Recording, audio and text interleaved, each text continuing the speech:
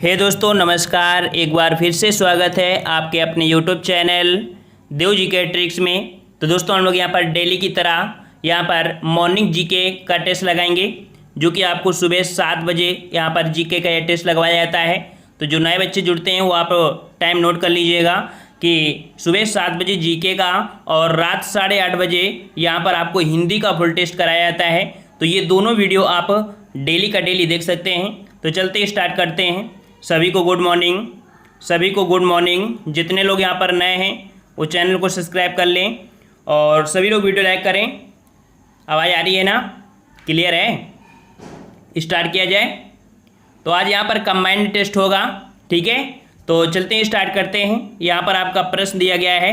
पहला प्रश्न है कि भारत के संविधान की किस अनुसूची में असम, मेघालय, त्रिपुरा और मिजोरम राज्यों में जनजातीय क्षेत्रों के प्रशासन के संबंध में प्रावधान किया गया है? तो यहाँ पर देख सकते हैं ये आपके असम, मेघालय, त्रिपुरा, मिजोरम राज्य में है। जनजातीय क्षेत्रों के प्रशासन के संबंध में जो प्रावधान है वो आपकी किस अनुसूची में है? 1 का जवाब देना है। सभी लोग साथ में जवाब दीजिएगा।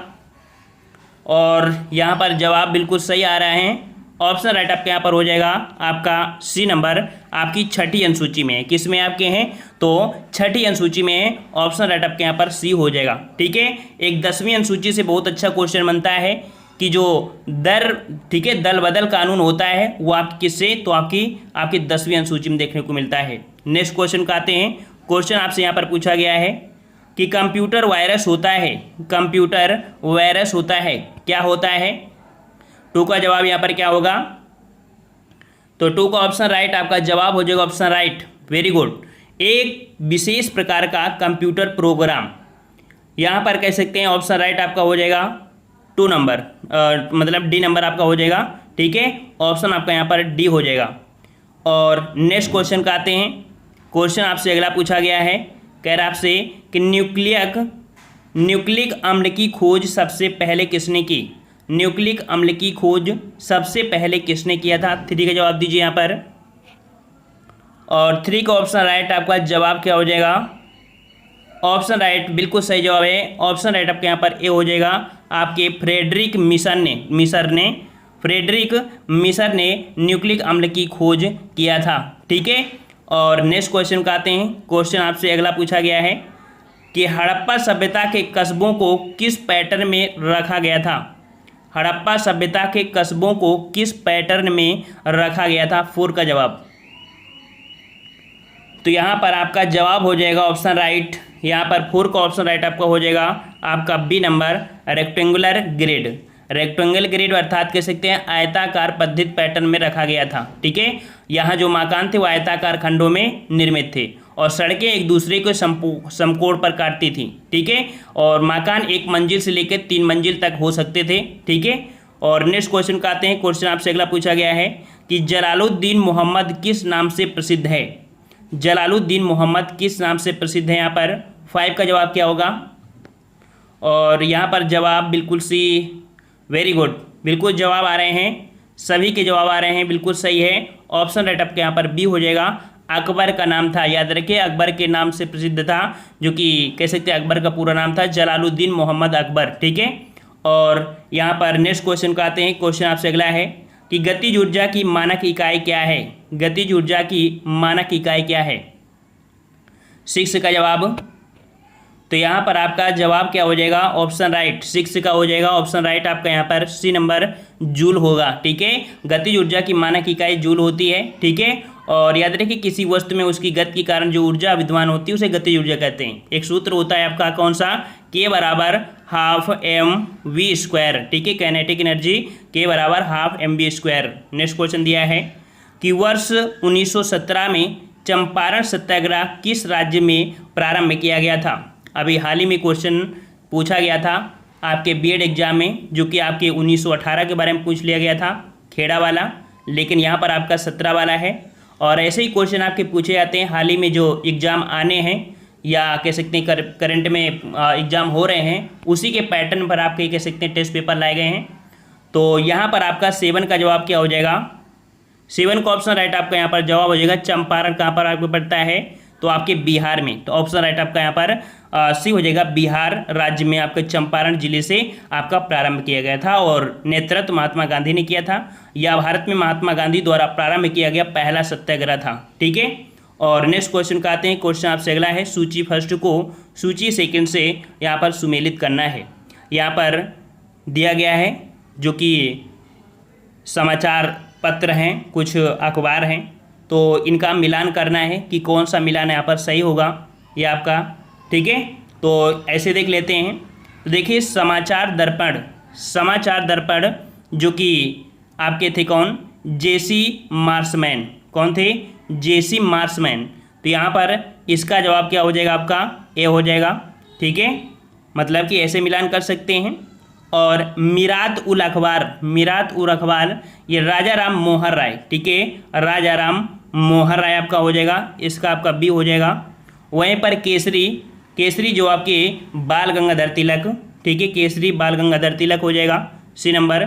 और यंग इंडिया आपके कौन, तो आपके महात्मा गांधी। इस प्रकार से देख सकते हैं कि जवाब आपका क्या हो जाएगा, 4 1 2 3 है ना, 4 1 2 3 ऑप्शन राइट आपका डी सही हो जाएगा।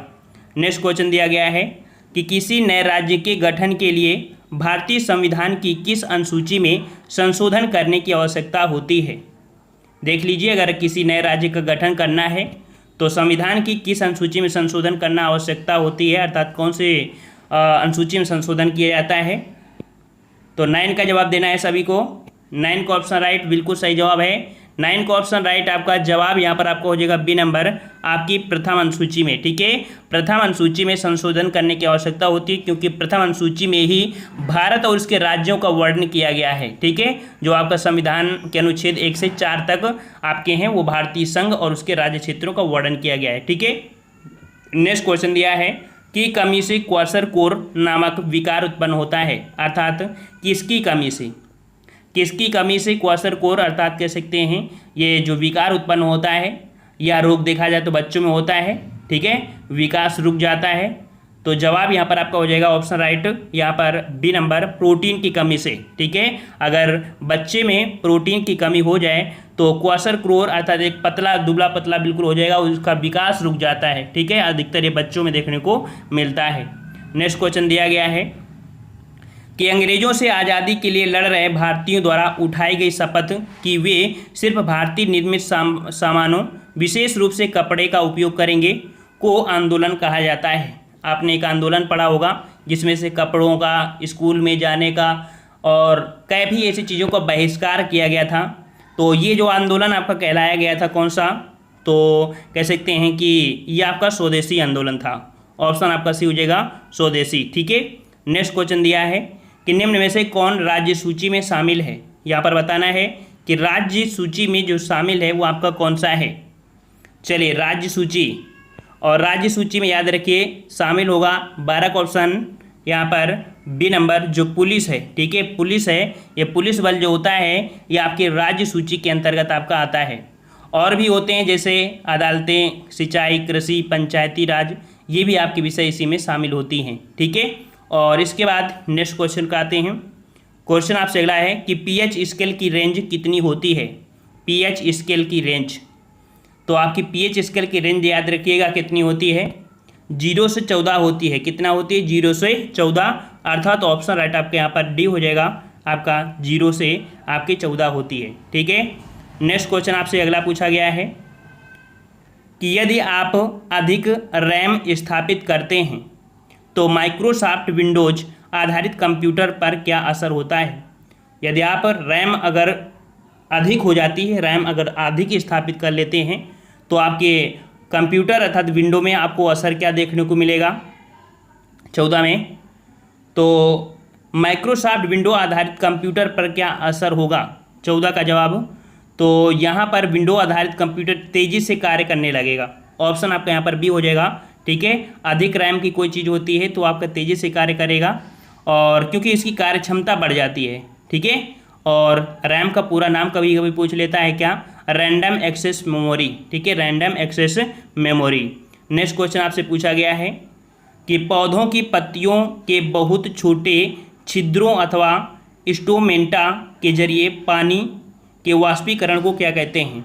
आप देखते हैं कि पत्तियों के माध्यम से ही पानी का वाष्पीकरण होता है, और पानी के वाष्पीकरण की इस प्रक्रिया को जो कहा जाता है, क्या कहा जाता है? 15 का जवाब क्या होगा आपका? तो यहाँ पर 15 का ऑप्शन राइट आपका जवाब हो जाएगा ऑप्शन आपका सी, ट्रांसपीरेशन। क्या कहा जाता है? ट्रांसपीरेशन कहा जाता है, अर्थात वाष्पोत्सर्जन। ठीक है, वाष्पोत्सर्जन कहते हैं। और इस क्रिया जो इस प्रक्रिया है, अर्थात इस क्रिया द्वारा कि पौधे अनावश्यक जल को वाष्प के रूप में बाहर निकाल देते हैं। जितना जरूरी होता है उतना उनके पास रहता है। नेक्स्ट क्वेश्चन है कि निम्नलिखित में से कौन सा युग्म सही सुमेलित नहीं है? सही सुमेलित नहीं है क्वेश्चन आपसे पूछा गया है, और यहाँ पर 16 का जवाब देख लीजिए, कौन सा सुमेलित नहीं है?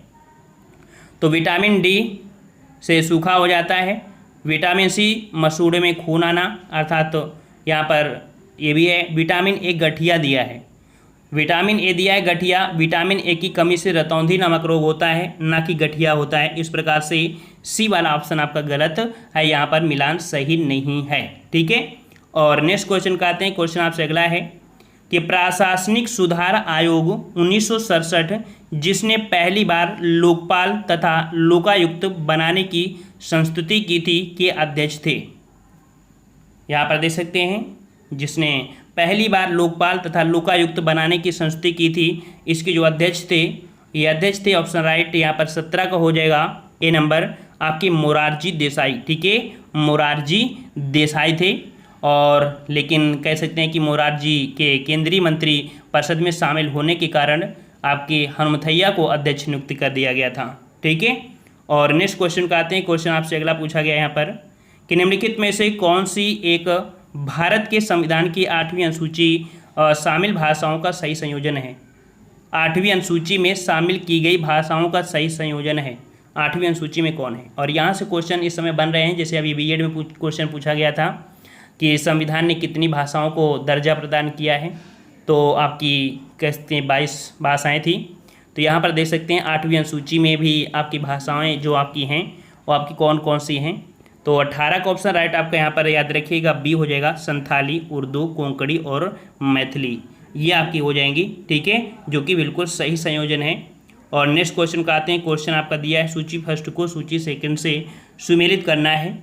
यहाँ पर आपको देख सकते हैं कि लंबाई और दूरी जो दी हैं किसके बराबर होती हैं। तो 1 नैनोमीटर बराबर कितना होता है? 1 नैनोमीटर बराबर कितना होता है? तो याद रखिएगा 10⁻⁻9 मीटर होता है। 10⁻⁻9 मीटर, अर्थात इसका आपका यहाँ पर ये वाला हो जाएगा। 1 माइक्रोमीटर बराबर कितना होता है? 1 माइक्रोमीटर बराबर होता है 10⁻⁻6 मीटर। ठीक है, 10⁻⁻6 मीटर, अर्थात आपका यहाँ पर ये बी हो जाएगा। और 1 एंगस्ट्राम बराबर कितना होता है? 10⁻10 मीटर होता है, तो आपका यहाँ पर कह सकते हैं ये सी हो जाएगा। और 1 पिकोमीटर बराबर कितना होता है? तो 1 पिकोमीटर बराबर होता है 10⁻12 मीटर। इसका आपका यहाँ पर कह सकते हैं आपका ये डी हो जाएगा। अर्थात इसका आंसर जो आपका हो जाएगा कौन सा हो जाएगा? यहाँ पर 3rd, फिर आपका 1, फिर इसके बाद 4th, फिर आपका 2, ये इसका आपका जवाब सही हो जाएगा। तो यहाँ पर इतने प्रश्न हमने लिए थे, और आप देख सकते हैं कि अगर डेली का डेली आप जीके लगाते हैं, यकीन करिए कि जीके आपको बहुत ही अच्छी तैयार हो जाएगी। लेकिन आपको समय देना पड़ेगा 2-3-4 महीना का। अगर 2-3-4 महीना का इसी प्रकार समय देते हैं तो आने वाले जो भी एग्ज़ाम हैं आपको 100% यहाँ से प्रश्न बहुत ज़्यादा देखने को मिलेंगे, क्योंकि ये जो सीरीज़ है वो आपकी अपडेटेड है, आने वाले परीक्षाओं के लिए आपकी बनाई गई है। ठीक है, तो आप लोग डेली का डेली टेस्ट लगाइए, और यहाँ पर हमारे टेलीग्राम से ज़रूर जुड़िएगा। टेलीग्राम है आपका देव जीके ट्रिक्स, तो वहाँ सर आपको PDF भी मिल जाएंगी, और भी आपको जो इम्पोर्टेंट नोट्स होते हैं वो भी मिल जाएंगी। ठीक है, तो पसंद आया है? सभी को पसंद आया है? ठीक है, तो हम लोग मिलते हैं नए वीडियो में। सभी लोग वीडियो लाइक कर दें, और नए हैं तो चैनल को सब्सक्राइब कर लें। जय हिंद, वंदे मातरम।